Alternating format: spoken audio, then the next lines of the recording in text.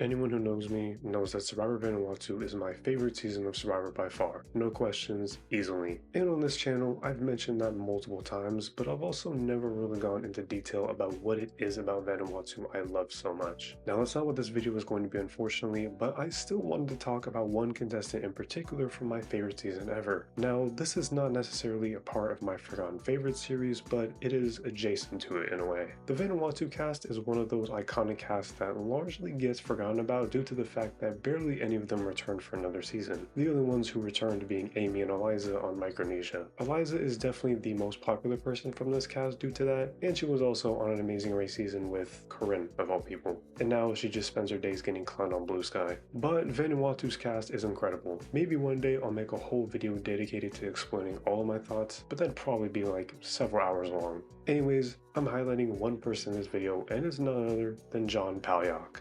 Maybe some of you were like, hey, I remember that guy. And maybe some of you are thinking, who in the blue hell are you?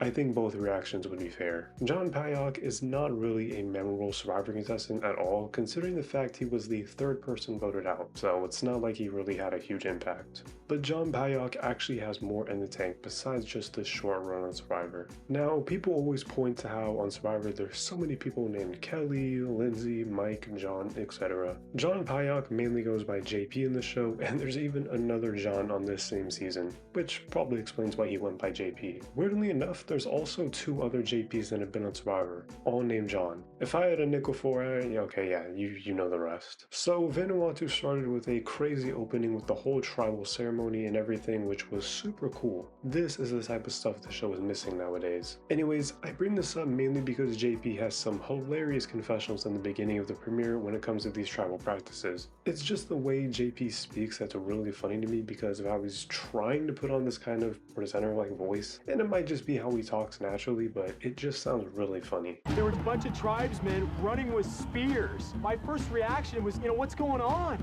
We were like, what are we supposed to defend ourselves? What are we supposed to do? After all this, the tribes were split by gender and it became men versus women. The next day, there was a whole scene dedicated to JP trying to start a fire for the men's tribe Lepevi. JP again has some hilarious lines in this when he incorrectly says Aborigines instead of Aboriginals, thinking that because the Aboriginals could easily start a fire, they could also do the same. The Aborigines did this, why can't we? And he also says amber over and over again, but he really means to say ember. It's especially funny when he's saying hot amber. Maybe he just had Australian Outback on his mind. We actually had a hot amber, which was very pink. I think we were all excited to see a hot amber, but none of us knew what to do with it. We're just kind of like, yeah, we've got amber. However, no fire was started and it got even worse for the guys as they lost the first immunity challenge, meaning they'd have to go to tribal council and vote someone off. Two groups began to form on the Pevi. JP, Brady, the other John, and Brooke were the four younger and fitter guys who wanted to take out Chris for failing in the challenge, while Chris, Sarge, Rory, Chad, and Bubba were the older guys and targeted the four younger guys. Chris saw JP as the biggest threat to vote out first, but Sarge wanted to keep JP around because he was at least trying to make fire. When it came time for tribal council, JP again had some things to say about the fire situation and their tribe getting beat by the women, and he said it all in the same way he talked in his confessionals basically. But in the end, the Fat Five, as they were referred to on the season, voted Brooke off first, leaving JP and the younger guys down to 3. In the episode right after this, JP realized how bad the odds were as it was now 5 versus 3, and he figured he was the most screwed out of those particular 3. JP worked hard yet again to make fire, and I absolutely loved this whole scene as the anticipation keeps building and building as the guys are so close to getting fire, but then the ember goes out and they get nothing after all. But it's after this that JP then talks to Bubba in another scene that I really enjoy. I think this scene in particular puts into perspective just how funny JP is. Bubba straight up says to JP that he is the biggest threat and needs JP out because he's got his own family, a wife and kids to support and win the money for. JP decides to hilariously ask Bubba if he had kids, would that change Bubba's perspective on seeing him as a threat? And they end up just going back and forth on this point about whether or not JP having a family would mean anything to Bubba. It's just so utterly ridiculous, and yet another great scene involving JP. So if I had kids, would that alter your decision? Is that what you're telling me? No, I'm saying if you had kids, you'd be playing the game and Like understanding like you?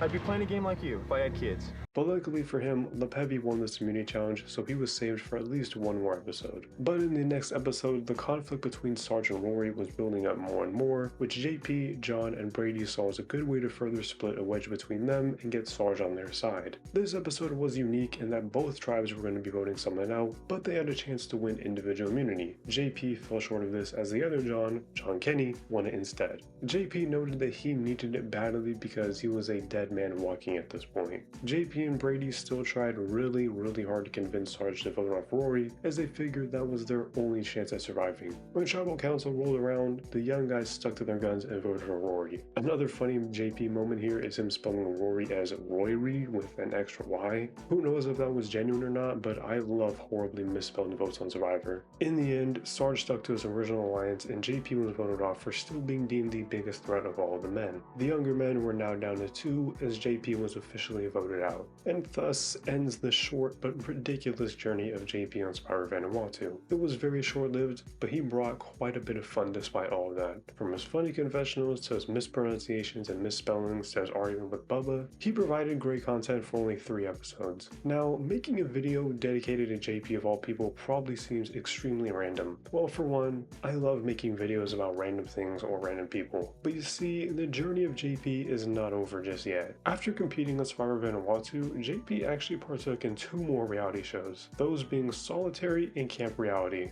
I know, it sounds crazy. How the hell does a random third boot from Survivor get a couple of more appearances on reality television? Well, I'm here to tell you that I will be covering JP's appearances on both shows, but not in this video. You're gonna have to stay tuned for the John Palyok journey, which I will be making a dedicated playlist to, because who else is going to have a playlist of videos to a random Survivor pre-merger? This is exactly why you need to subscribe and stay updated with my content. Let me know down below what you think of John Palyok, Vanuatu, and just everything in between. Also, let me know what else you'd like to see me talk about on this channel. Like the video, subscribe for more videos, and yeah, thank you for watching.